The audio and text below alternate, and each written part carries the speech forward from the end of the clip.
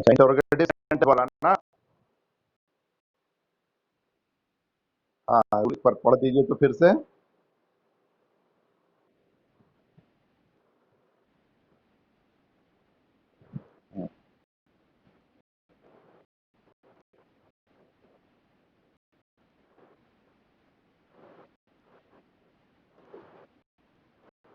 बिल्कुल, हिंदी में बोलिए।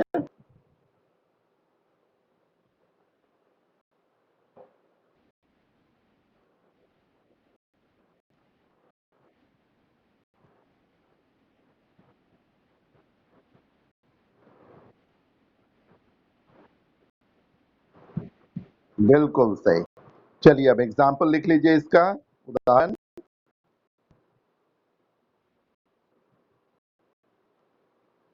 लिखिए, डू यू लाइक मी।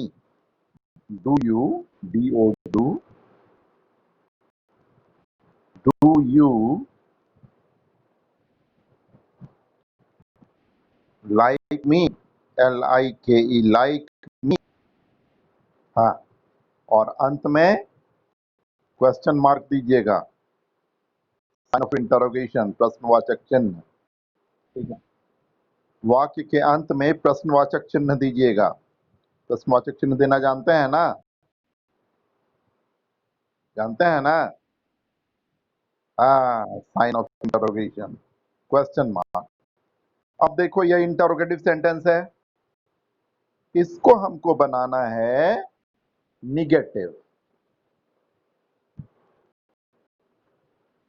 ये इंटरोगेटिव एफर्मेटिव सेंटेंस है, इसको हमको बनाना है निगेटिव। नियम क्या कहता है? या तो सब्जेक्ट के बाद हम NOT का प्रयोग करेंगे, या सहायक क्रिया के बाद N' का प्रयोग करेंगे। यही नियम है ना? अब इस सेंटेंस में सब्जेक्ट को करता कौन? डू यू लाइक मी में करता कौन है?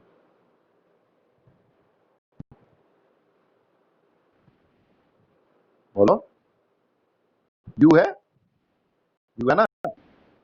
यू सब्जेक्ट है ना? तो यू के बाद नॉट का प्रयोग करो।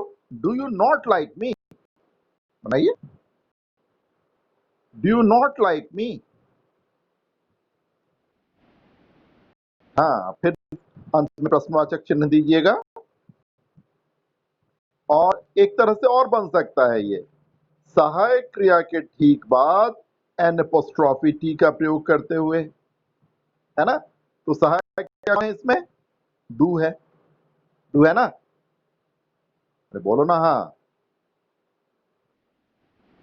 तो डू के बाद N' का प्रयोग करेंगे, पूरा नॉट नहीं, NOT नहीं करेंगे, N'।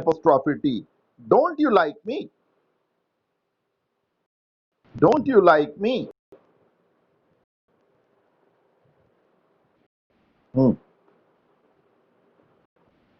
You, don't you like me, DON', don't you like me. इस बार देखो, डू जो सहायक है उसके ठीक बाद हाफ नॉट का प्रयोग किया है ना, N' का प्रयोग किया है ना? बोलो ना। नियम है, पालन किए हैं ना या नहीं किए? ऊपर जो नियम हमने लिखाया है उसको इस उदाहरण में उसका पालन किए हैं ना? क्या कहता है नियम कि इंटरोगेटिव एफर्मेटिव सेंटेंस को निगेटिव हम लोग बनाते हैं या तो सब्जेक्ट के बाद NOT का प्रयोग करते हुए, या सहायक क्रिया के बाद, है ना, ऑक्सिलरी वर्ब के बाद N' का प्रयोग करते हुए। तो एग्जांपल में हमने सब्जेक्ट के बाद NOT का, डू यू नॉट लाइक मी, सहायक क्रिया के बाद N' का प्रयोग किया है। ठीक है ना? एक एग्जांपल और लिख लो, एग्जांपल और लिख लो। Is Pratibha a good girl? Is, IS, is Pratibha a good girl?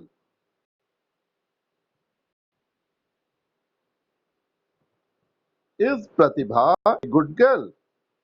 Sign of interrogation, प्रश्नवाचक चिन्ह ये ऑर्गेनाइज सेंटेंस है, ये इंटरोगेटिव एफर्मेटिव सेंटेंस है ना। Is Pratibha a good girl, क्या हुआ इसका हिंदी? इसका हिंदी क्या हुआ? क्या नहीं, क्या प्रतिभा एक अच्छी लड़की है? प्रतिभा एक अच्छी लड़की नहीं है, ये नहीं कह रहे हैं। क्या प्रतिभा एक अच्छी लड़की है?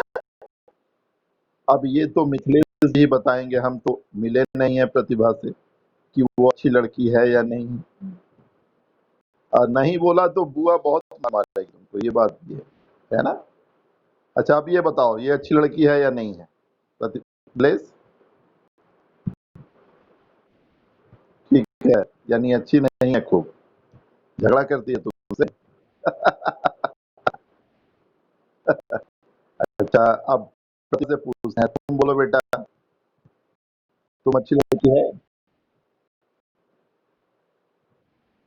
हाँ बोलो।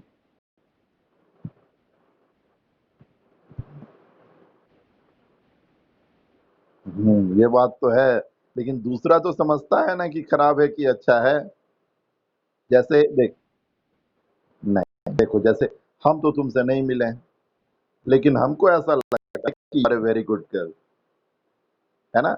मिथिलेश से तो हम मिले हैं, वो तो अच्छा लड़का है ही, लेकिन हम तुमसे मिले नहीं हैं, लेकिन मुझे ऐसा लगता है कि you are a good girl, तुम अच्छी लड़की है। चलो, हमको सेंटेंस देखना है, ये सेंटेंस इंटरोगेटिव है। हम भी बीच में करने लगते हैं। मेरी आदत है, थोड़ा हम थोड़ा गप करने वाले आदमी हम हैं।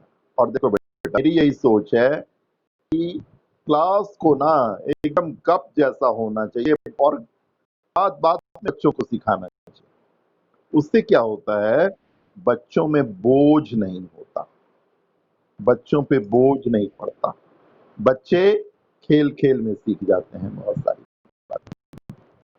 तो इस प्रतिभा ए गुड गर्ल, इसका निगेटिव बनाएंगे, बनाओ तो तुम दोनों कोशिश करो। गलती हो कोई बात नहीं, हम बताएंगे।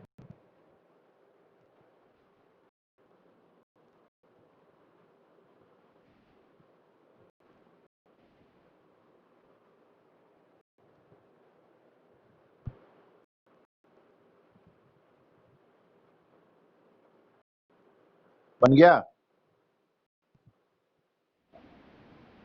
हाँ, दूसरा ही बनाइए, दोनों तरीके से बनाइए।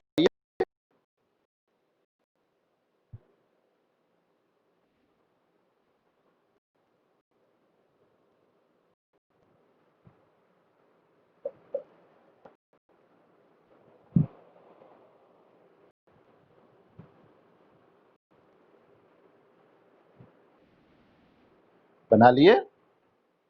चलिए पहला आप बताइए Mithilesh Kumar.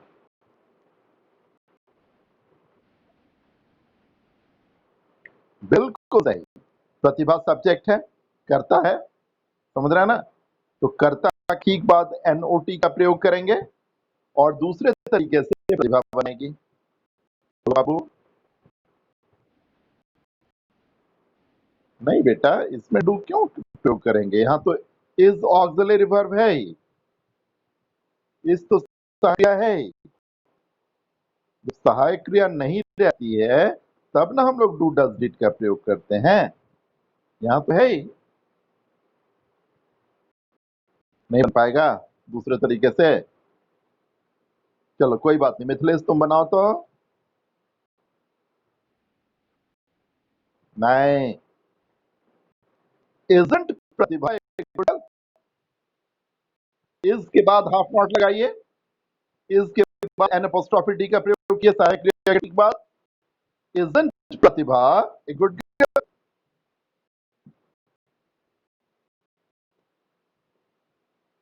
Isn't Pratibha a good girl, ठीक है ना। एक और, एक और, has he finished the work, has H A S, has he H E he, finished F I N I S H E D, finished the work, WOR, has he finished the work? प्रश्नवाचक चिन्ह दीजिएगा, question mark, sign of interrogation, और बनाइए इसको negative.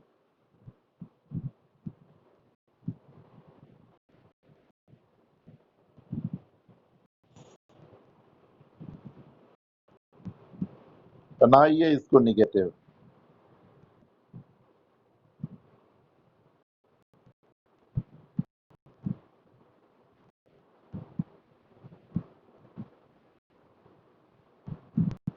या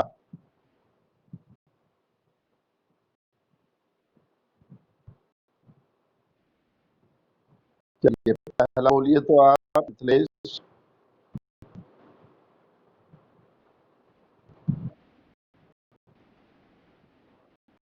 boy, subject के बाद MT का प्रयोग आपने किया है, और प्रतिभा दूसरे तरीके से तुम बनाओ।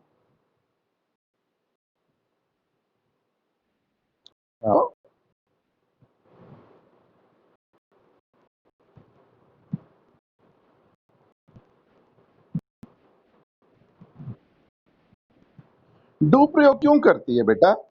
जब हैज है ये आपके पास, कहां डू? हैज के बाद एन अपोस्ट्रोफी टी का प्रयोग करो। Hasn't he finished the work? Hasn't he finished the work? ठीक है, तो हम 3 एग्जाम्पल से समझा दिए हैं इस रूल को। अब आगे आप लोग ख्याल रखिएगा। चलिए रूल नंबर 6 लिखिए, छठा। We make, W-E-V, make, M-A-K-E, make, an imperative, an imperative, I-M-P-E-R-A-T-I-V-E, imperative, bracket में कर देना affirmative, ब्रैकेट में कर देना affirmative, sentence, sentence, negative, negative, by putting, by, putting, P-U-T-T-I-N-G, do not, D-O, N-O-T, not, do not, or don't, D-O-N apostrophe T, do not, or don't, just before the main verb, just before, B-E-F-O-R-E, before the main verb, just before the main verb,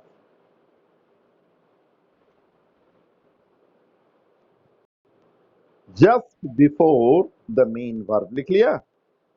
फिर से एक बार दोहरा लो। We make an imperative bracket में affirmative sentence negative by putting do not or don't just before the main verb। Hindi लिखो।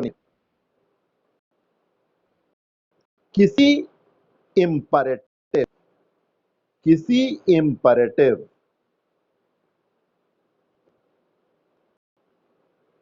Bracket में देना affirmative, वाक्य को निगेटिव, किसी imperative ब्रैकेट में affirmative, वाक्य को निगेटिव, हम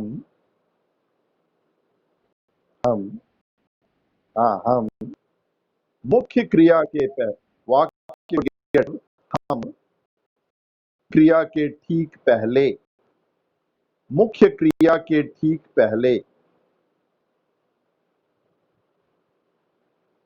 do not,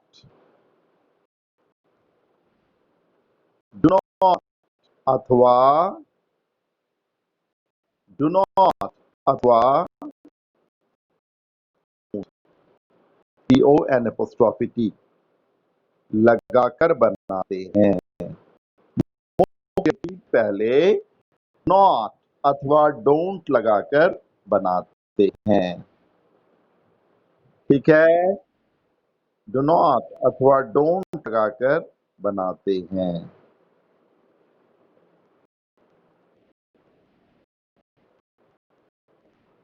ठीक है, चलो अब एग्जाम्पल लिख लो नीचे। Go there, go GO go there.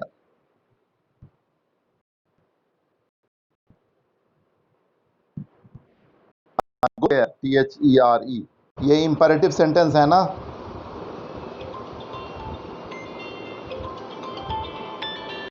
हाँ हेलो, क्लास ले रहे हैं बेटा, बोलो। अच्छा ठीक है।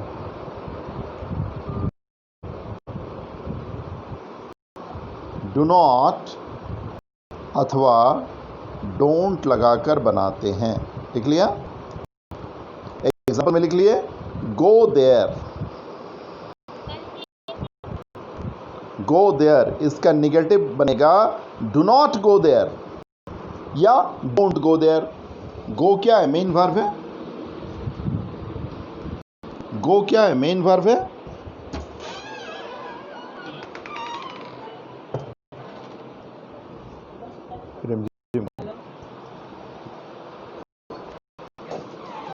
ठीक है,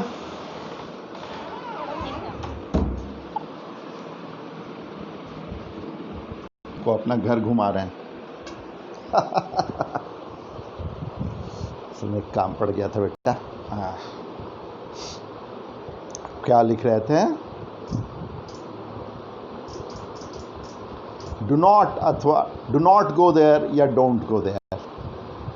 ठीक है,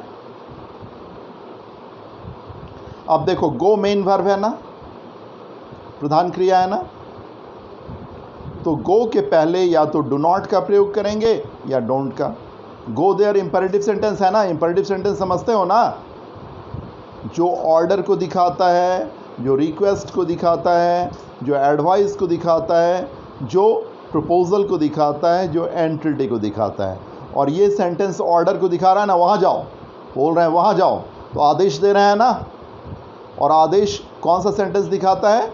इंपैरेटिव। और इंपैरेटिव सेंटेंस को निगेटिव हम लोग कैसे बनाते हैं?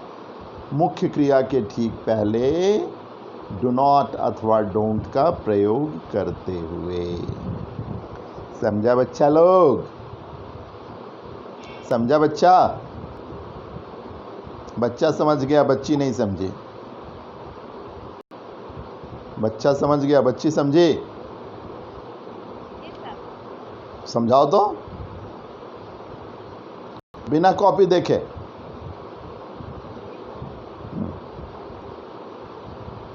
इंपैरेटिव सेंटेंस को कैसे बनाते हैं? इंपैरेटिव अफर्मेटिव सेंटेंस को निगेटिव कैसे बनाते हैं?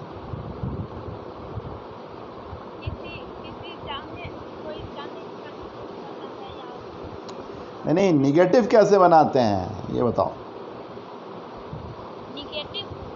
इंपैरेटिव सेंटेंस को निगेटिव कैसे बनाते हैं? अभी तो समझाए कि मुख्य क्रिया के ठीक पहले डू नॉट अथवा डोंट का प्रयोग करते हैं। आप समझे मिथिलेश बाबू? समझाओ तो तुम।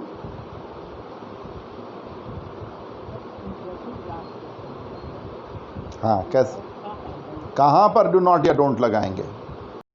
कहाँ पर?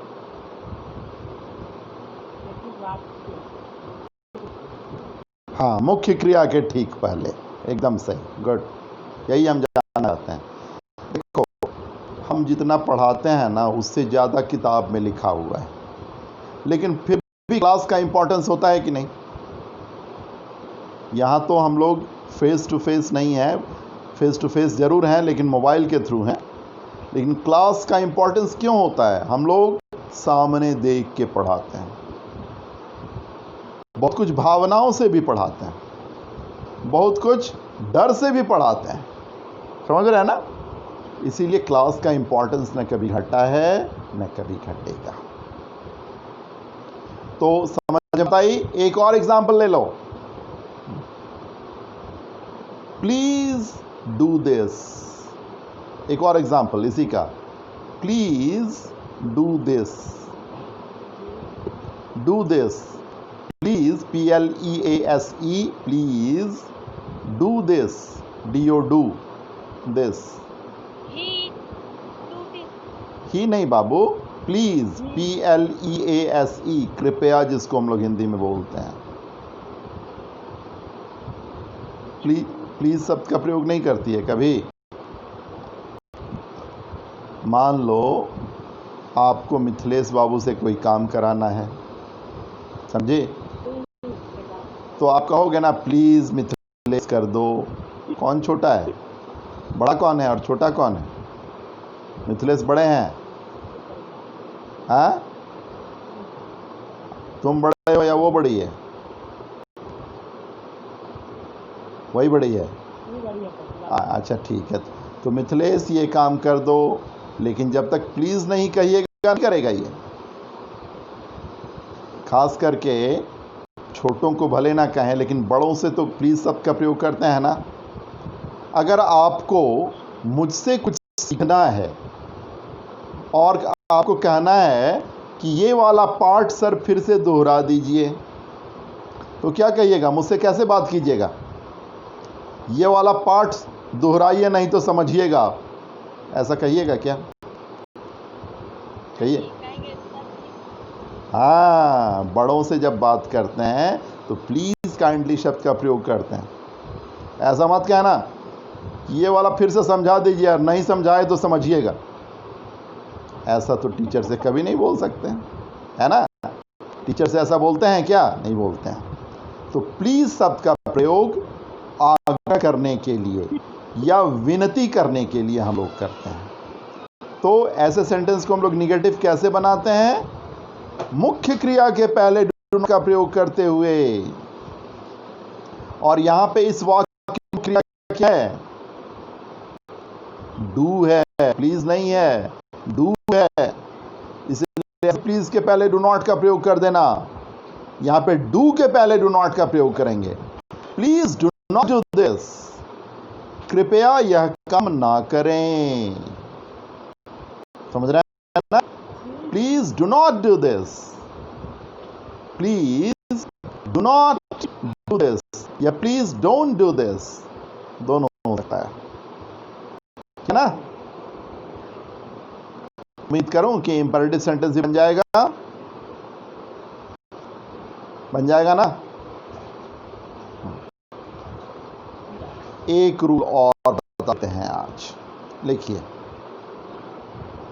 वी मेक, या ऐसा लिखो, if we have, if we have, IF, if we have, WEV, have,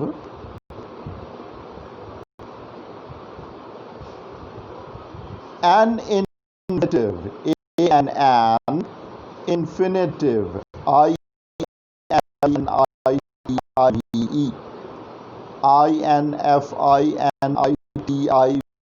infinitive.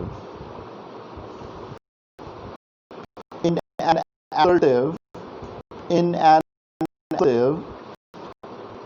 Bracket दीजिएगा affirmative, assertive ब्रैकेट में कर दीजिएगा affirmative, sentence, comma. We make it negative, we make it negative.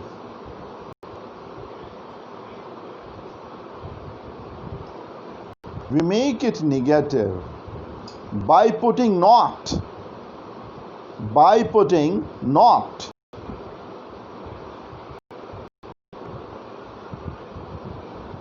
just before the infinitive, just before the infinitive, just before the infinitive.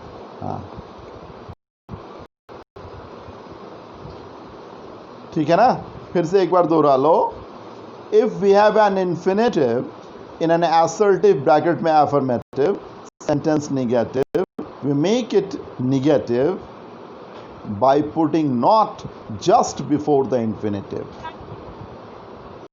चलो हिंदी में की,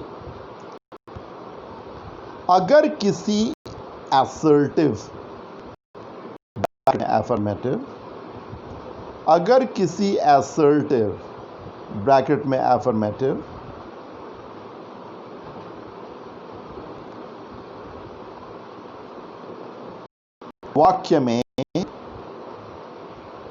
वाक्य में infinitive हो तो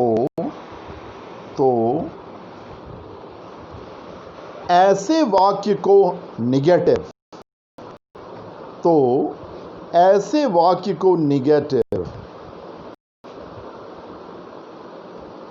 हम इन्फिनिटिव के ठीक पहले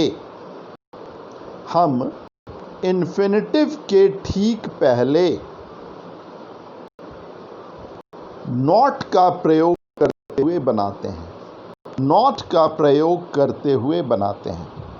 इन्फिनिटिव के ठीक पहले नॉट का प्रयोग करते हुए बनाते हैं।